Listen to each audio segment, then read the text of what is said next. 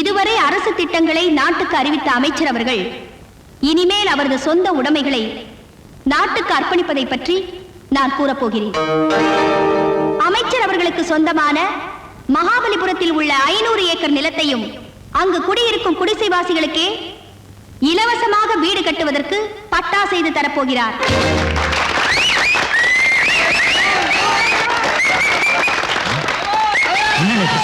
நீங்க சொல்லித்தாய்கள்லாம் சொல்றாங்க. மற்றொரு இனிப்பான செய்தி, ஏற்றுமதி துறையில் சிறப்பாக விளங்கும் அமைச்சருக்கு சொந்தமான ஆனந்தமூர்த்தி நூற்பு மில்லை அம்மில்லில் பணியாற்றும் தொழிலாளர்களுக்கே சொந்தமாக்குகிறார்.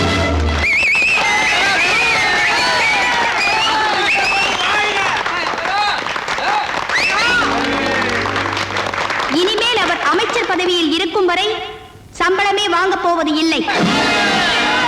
பேருக்காக மாதம் 1 ரூபாய் மட்டுமே சம்பளமாக பெற்றுக் கொள்வார்.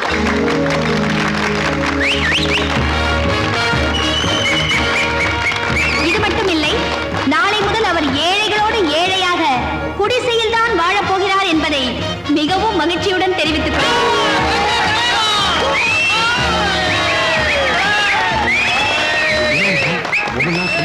என்ன பண்ண போறீங்க?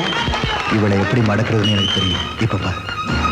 ஏழைகளுக்காக தன் வாழ்வையே அர்ப்பணித்த மாண்புமிகு அமைச்சர் அவர்களை நான் உங்களின் சார்பாக பாராட்டுகிறேன்.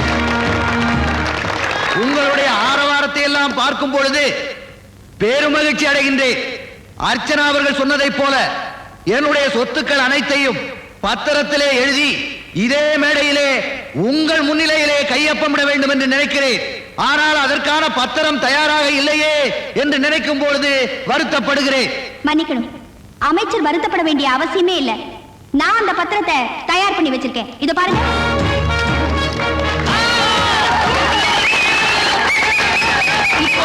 உங்க முன்னாலேயே அவர் இந்த பத்திரத்துல கையெழுத்து போட போகிறார்.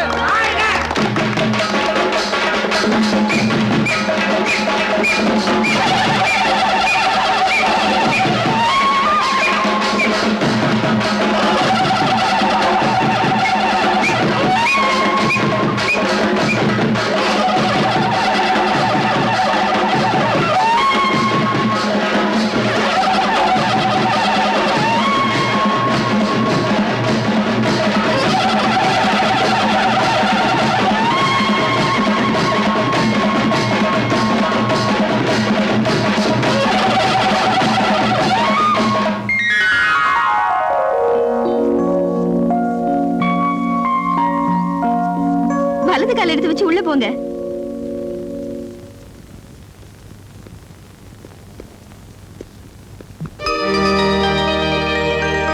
அண்ணே, இனிமே உங்க புகழ் எங்கேயோ போயிடும்னே. ஐயோ, உனக்கு வேணும் ஐயா, வேணும். அண்ணன் நொந்து போயிருக்காரு, குத்தி பேசுறிய. ஒரு பொம்பளை வெளியில தலை காட்ட முடியாம என்ன அசிங்கப்படுத்திட்டு போயிட்டா உங்களுக்கு கிண்டலா இருக்கா? கூடவே ஒரு IAS ஆபீசர், ஒரு போலீஸ் ஆபீசர். என்ன பண்ணிட்டு இருந்தீங்க? என்ன பண்ணிட்டு இருந்தீங்க? என் சொத்து பூரா எழுதி வாங்கிட்டு போயிட்டால. இப்படி அவசரப்பட்டு கையெழுத்து போடுவீங்க நான் நினைக்கிறேன். என்ன அவமானப்படுத்துறதுக்கு பதிலா அவளை அவமானப்படுத்தணும். அந்த அவமானம் தாங்காம அவ தற்கொலை பண்ணிட்டு சாகணும். அதுக்கு ஏதாவது ஐடியா சொல்லுங்கயா, சொல்லுங்கயா. ஒரு அருமையான ஐடியா இருக்கு. என்ன?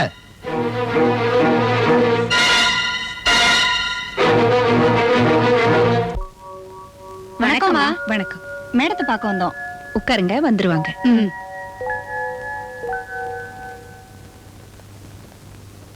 வணக்கம்மா. வணக்கம். யார் நீங்க? என்ன விஷயமா வந்திருக்கீங்க? எங்க ஏரியா நல்ல குடும்பங்கள் வாழ்ற இடமா, அதுக்கு மத்தியில விபச்சாரம் நடந்துகிட்டு இருக்கு. எவ்வளவோ போலீஸ்ல கம்ப்ளைண்ட் கொடுத்து பார்த்தோம், ஒரு ஆக்ஷன் எடுக்கல. அதான் உங்ககிட்ட சொல்லிட்டு போலான்னு வந்தோம். எந்த இடம்? நம்பர் 16 சுப்ராயன் தெரு. D3க்கு போன் போடுமா. நீங்க போங்க, நான் ஆக்ஷன் எடுக்க சொல்றேன்மா.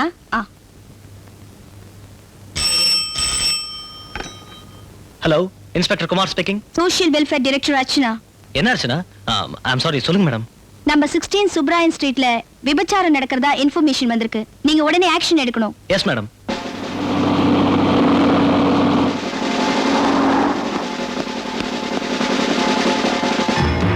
உள்ள போய் பாருங்க.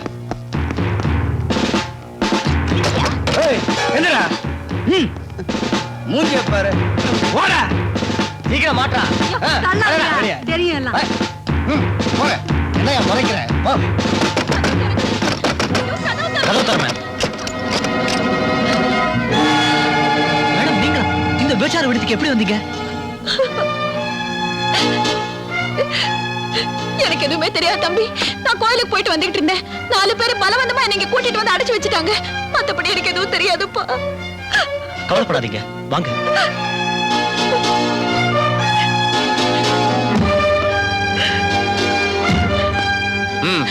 சார், இவங்க ஐஏஎஸ் ஆபீசர் அர்ச்சனாவோட அம்மா சார். யாரா இருந்தா என்ன அரெஸ்ட் பண்ணுங்க. வந்து sir. Inspector you keep quiet. அமைச்சர் ஆனந்தமூர்த்தி நேரடியாக எனக்கு ஃபோன் பண்ணி இவங்களை அரெஸ்ட் பண்ண சொல்லியிருக்காரு. இல்ல சார். ராஜாராம் சார் அரெஸ்ட் பண்ணுங்க. Yes sir.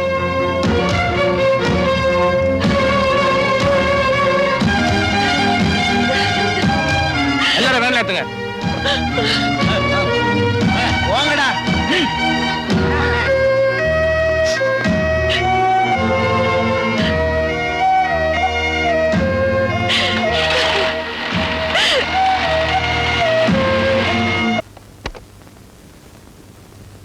Archana here.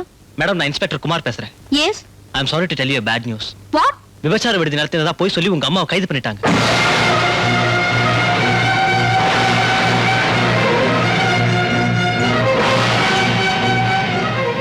அம்மா இப்ப எங்க இருக்காங்க?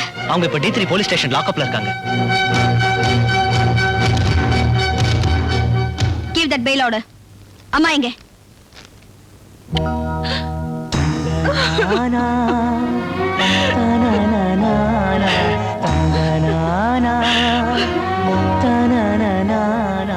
ஏம்மா அழறீங்க? நான் தான் வந்துட்டேன்ல. நான் எனக்காக அழலம்மா, என்னால உன் அந்தஸ்துக்கு பங்கு வந்துருச்சேன்னு தான் அழறேன்.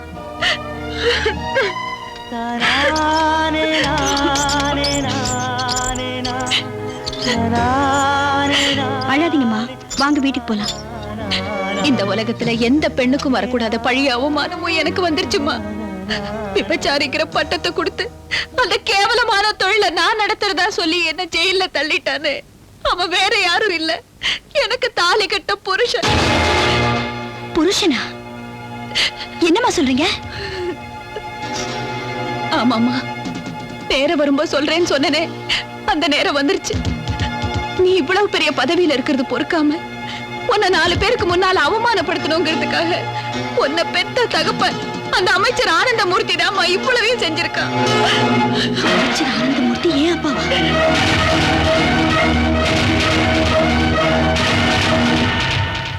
மிஸ்டர் ஆனந்தமூர்த்தி,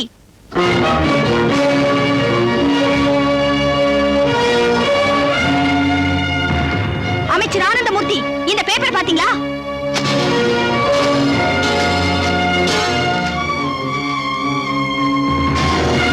இதுல இருக்கிற போட்டோவை பாத்தீங்களா? இவங்க யாருன்னு தெரியுதா? தெரியாது. ஏன்னா நீங்க தான் நேரத்துக்கு நேரம் பொண்ணுங்களை மாத்துறவராச்சே.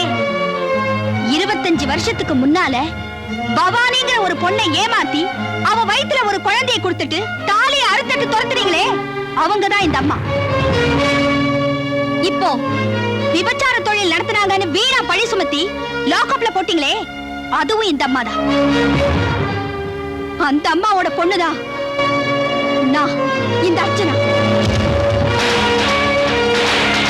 தாலி கட்டின பொண்டாட்டிக்கே துரோகம் செஞ்ச நீங்க பெண்கள் நலனுக்காகவே பாடுபடுற சமுதாய நலத்துறை அமைச்சர். ச்சே, வெக்கமா இல்ல? அவங்க என்னோட அம்மாங்கிற ஒரே காரணத்துக்காக அந்த உத்தமி மேல இவ்வளவு பெரிய பழிய சுமத்திட்டீங்களே, நீங்க எல்லாம் மனுஷங்களா? சீ! Stop it Archana. அவர் ஒரு அமைச்சர், அவரை கீழே வேலை பார்க்குற அதிகாரி. நீங்க நேர்மையா பாடுபடுற அவரை பத்தி இந்த மாதிரி கண்ணா பண்ண பேசக்கூடாது. பார்த்தாலே தெரியுது உங்க நேர்மை. லஞ்சத்தை பங்கு போட்டுட்டு இருக்கீங்களே. மேடம், ஆதாரம் இல்லாம எதையும் பேசாதீங்க. ஆதாரத்தை பத்தி நீங்க பேசுறீங்களா? குற்றவாளியை தப்பிக்க விட்டு எஃப்ஐஆர் மாத்தி எழுதி குறுக்கு வழியில ப்ரமோஷன் வாங்குறவராச்சே நீங்க. மேடம், நீங்க ஓவரா போறீங்க. உங்க மேல நடவடிக்கை எடுக்க வேண்டியது வரும். நடவடிக்கை எடுக்கிறதுக்கு சில தகுதியும் யோகிதையும் வேணும்.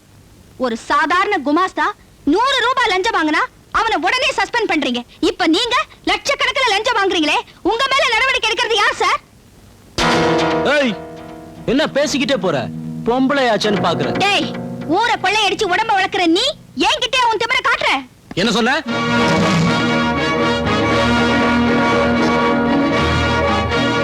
நான் நினைச்சா உங்க எல்லாரும் இங்கே ஆனா எங்க அம்மாவுக்கு கொடுத்த வாக்குறுதியை நிறைவேற்றுறதுக்காக உங்க எல்லாரையும் சும்மா விட்டு வைக்கிறேன். மிஸ்டர் ஆனந்தமூர்த்தி, சீதை அழுத கண்ணீர் ராவணன் அழிச்சது, கண்ணகி அழுத கண்ணீர் பாண்டியன் அழிச்சது, எங்க அம்மா அழுத கண்ணீர் உங்களை சும்மா விடாது. It's too much sir. சுற்றுவேன் பொசிக்கிறேன்னு சொல்லிட்டு போறா, நீங்க பேசாம இருக்கீங்களே. நீங்க ஒரு வார்த்தை சொல்லுங்க சார், நான் அவன் மேல ஆக்ஷன் எடுக்கிறேன். எடுப்பீங்க. அந்த பொண்ணு பாட்டுக்கு ஏதோ பேசிட்டு போகுது, அவர் பாட்டுக்கு ரியாக்ஷன் இல்லாம நிக்கிறாரு, நீங்க ஆக்ஷன் எடுப்பீங்களா? உங்க மாதிரி சில ஆபீசருங்க தாண்டா மந்திரிங்களே கெடுக்கிறது. அந்த பொண்ணு துப்பாக்கி எடுத்து உங்களை சுடாம கீழே போட்டுட்டு போனால அதுதாண்டா எனக்கு வருத்தமா இருக்கு. மரியாதையா பேசு. என்ன போயா? டேய் ஆனந்தமூர்த்தி, பவானி உயிரோட இருக்காங்கிறதையும் அவ பொண்ணுதான் அர்ச்சனாங்கிறதையும் கேட்கும் போது எவ்வளவு சந்தோஷமா இருக்கு தெரியுமா? நீ செஞ்ச பாவத்துக்கு பிராயச்சித்தமா அவங்க கிட்ட மன்னிப்பு கேளுடா. இனிமேலாவது பொண்டாட்டியோடையும் மகளோடையும் சேர்ந்து வாழடா. நான் சொல்ல வேண்டியது சொல்லிட்டேன், அப்புறம் உன் இஷ்டம்.